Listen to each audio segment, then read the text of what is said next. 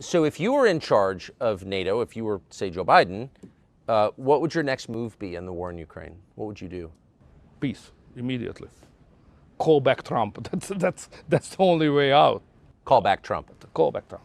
Because, you can criticize him for many reasons. I understand all the discussion, but, the best foreign policy of the recent several decades belonged to him. He did not initiate any new war. Yes.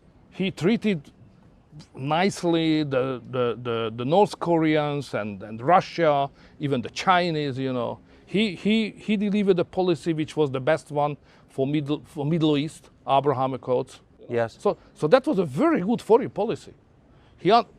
He's criticized that he's not educated enough to understand the world. This is not the case. Facts count.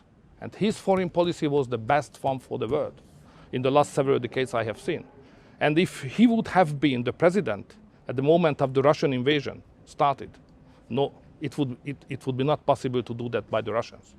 So Trump is the man who can save the Western world and probably the human beings in the globe as well. That's my personal conviction. Can I ask you, just to skip around for 1 second, about the Russian invasion of Ukraine? Days before that invasion at the Munich Security Conference, the Vice President of the United States, Kamala Harris, said to Zelensky at a press briefing, we would like Ukraine to join NATO. Now, Ukraine joining NATO obviously cannot, is a... It's a long story. When the idea of membership of Ukraine, NATO, was raised, it was in the summit of NATO, Bucharest, 2007 or 8. Russia was not strong enough to stop it.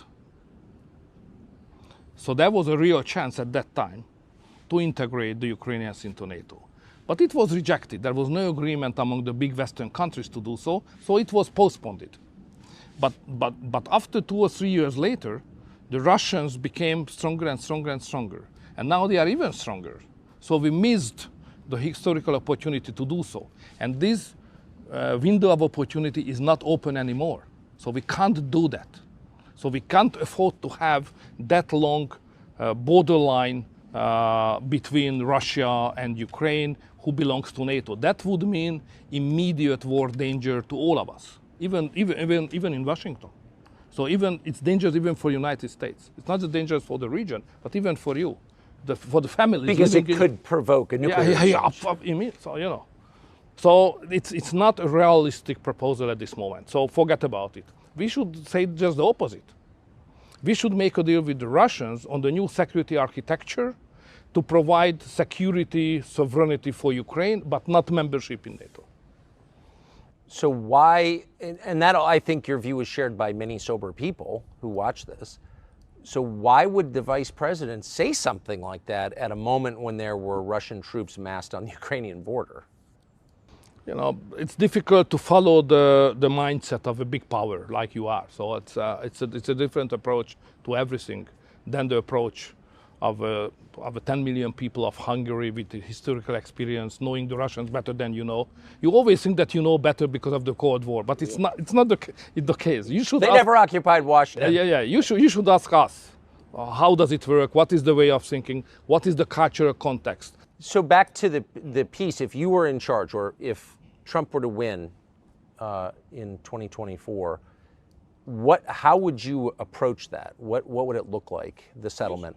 First, you should admit, probably publicly acknowledging, that the key is in your hand.